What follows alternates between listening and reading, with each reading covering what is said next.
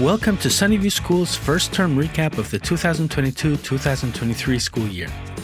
From September to December, we've had an eventful and productive term filled with exciting moments and new experiences. We started off by welcoming new parents with an afternoon tea party held in the school hall and organized by Allison Gilfillan, our admissions manager. Here, parents got to mingle with each other and meet teachers and other members of staff. This year's been very busy for the admissions department. We have around 150 new students here in school.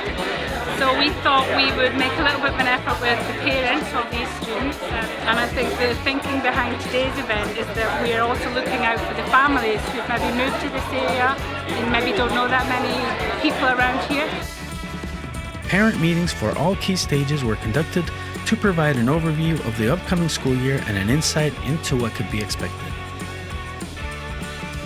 Secondary school has been busy with lessons, preparations for exams, and other activities in and out of school.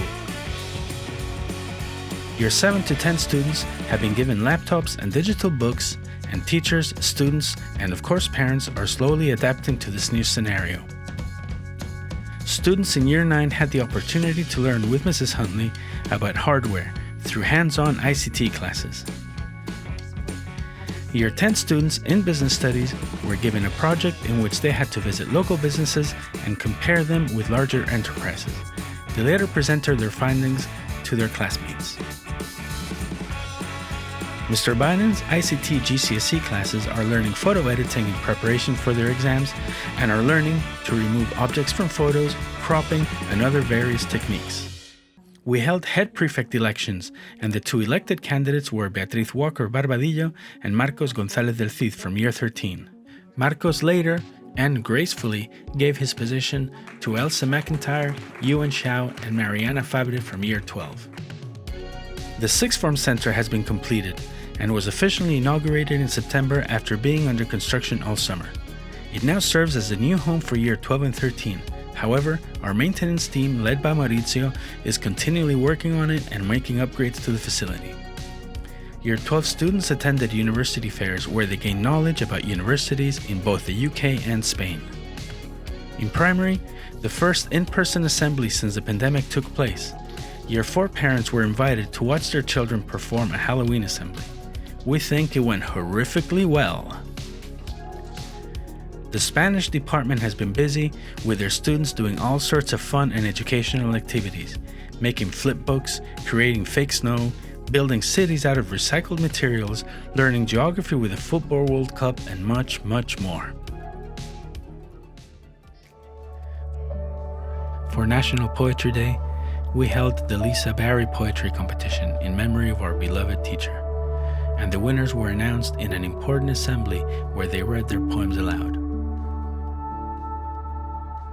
Awards were presented by Antonio Hervas, Lisa's husband.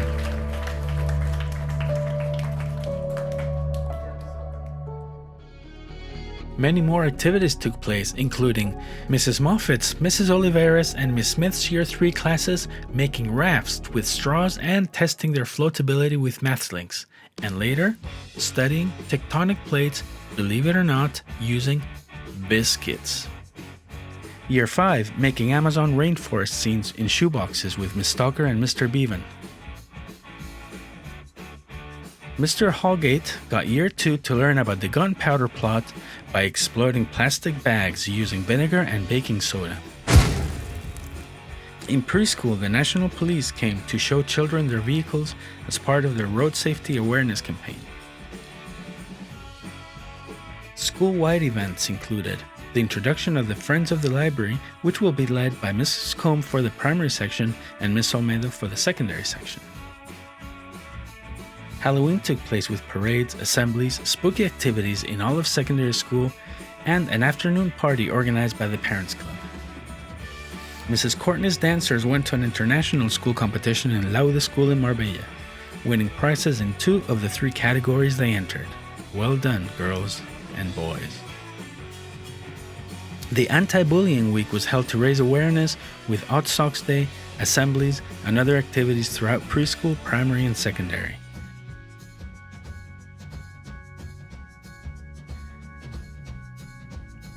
Mr. Hidalgo has started work in the school allotments, planting acorns with Year 7 and showing various year groups the basics of planting and growing vegetables.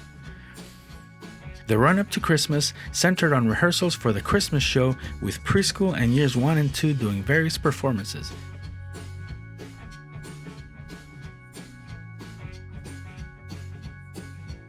And the year 5 and 6 choir, led by Ms. Tamick, performing Spanish and international Christmas songs.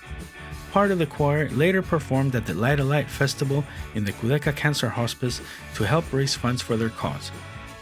Parents Club once again organized a fabulous after-school Christmas party full of cheer, raffles, activities, and, of course, Santa. Mrs. Dennis, one of our best and longest-standing teachers, retired, and we held an emotional homage for her in the school playground on the last day of school.